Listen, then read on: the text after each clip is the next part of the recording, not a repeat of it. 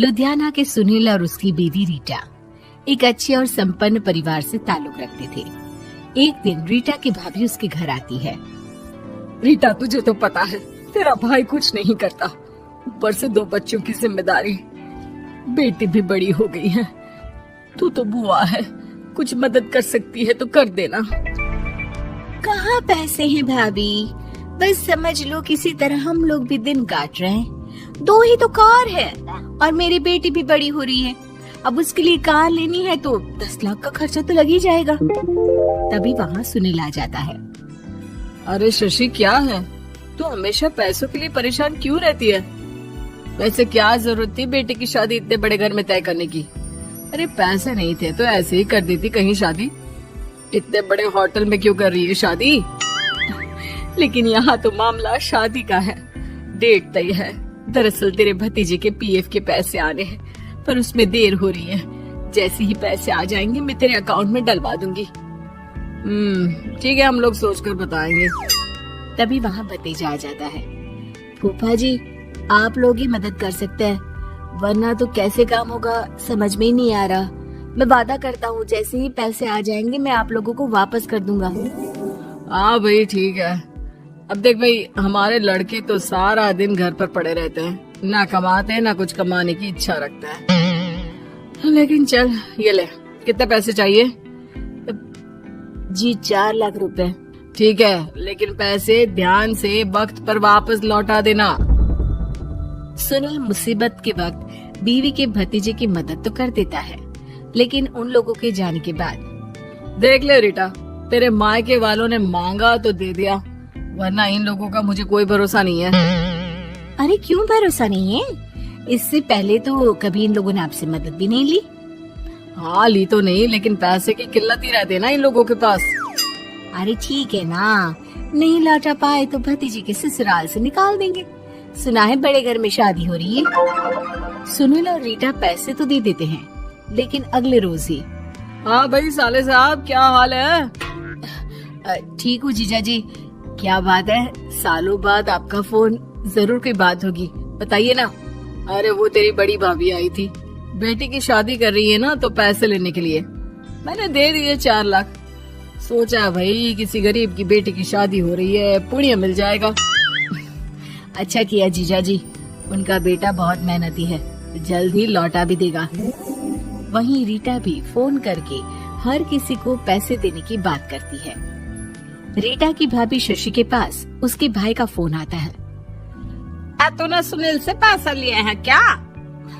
नहीं भाई, सिर्फ बात की है, बोल तो रहा है कि दे देगा।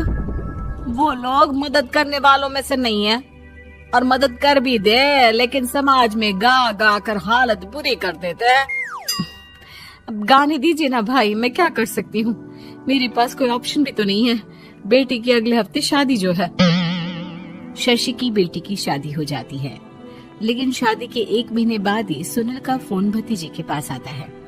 हाँ भाई, शादी तो हो गई हम लोगों की दुआ से। अब देख, ऐसा ही फायदा होता है पैसे वाले रिश्तेदार हो तो। तेरे वक्त पर हम कैसे खड़े हो गए थे, लेकिन अब पैसा लौटा दे भाई। जी, मैंने पीएफ के लिए अप्लाई कर दिया था, उसकी नोटिफिकेशंस मैं आपको भी भेज देता हूँ। मुझे लगता है 10 दिन में पैसे आ जाना चाहिए। जैसे ही पैसा आएगा मैं आपके अकाउंट में डाल दूंगा।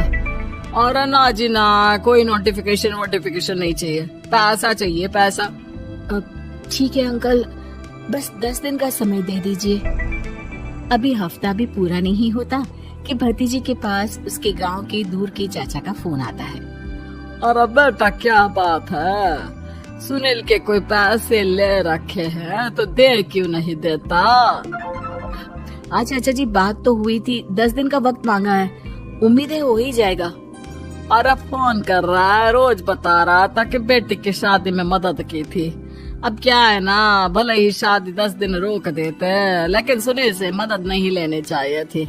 याद है ना, मधु की मदद करके कितना बदनाम कर दिया था उसने पूरे घर को सोसाइटी में।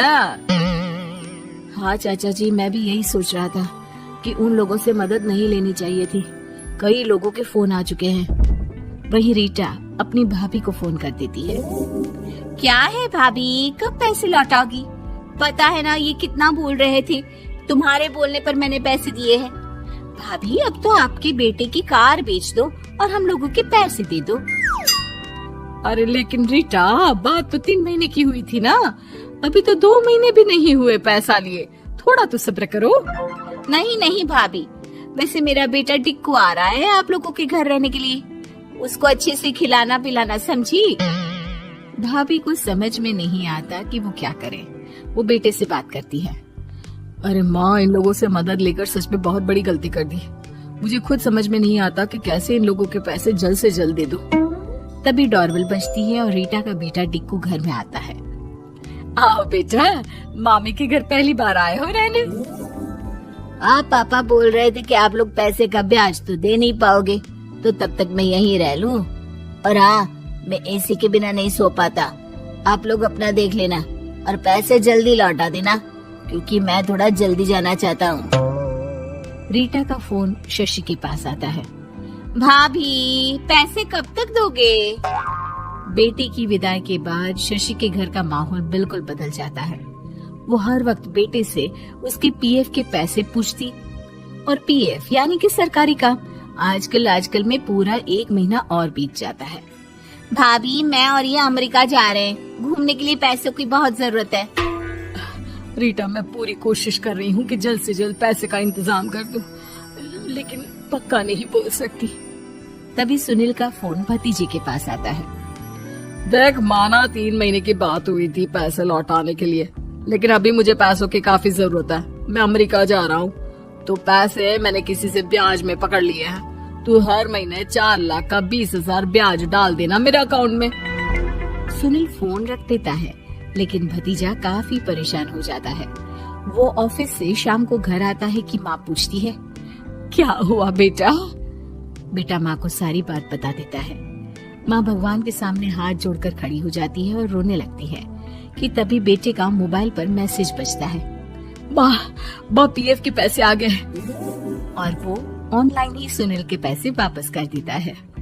भला हो भगवान का। लेकिन आज एक बात तो समझ में आ गई, मदद हमेशा उन लोगों से लो जो मदद के बदले आपसे मदद में दी गई रकम ही वापस लें, ना कि समाज में आपकी इज्जत।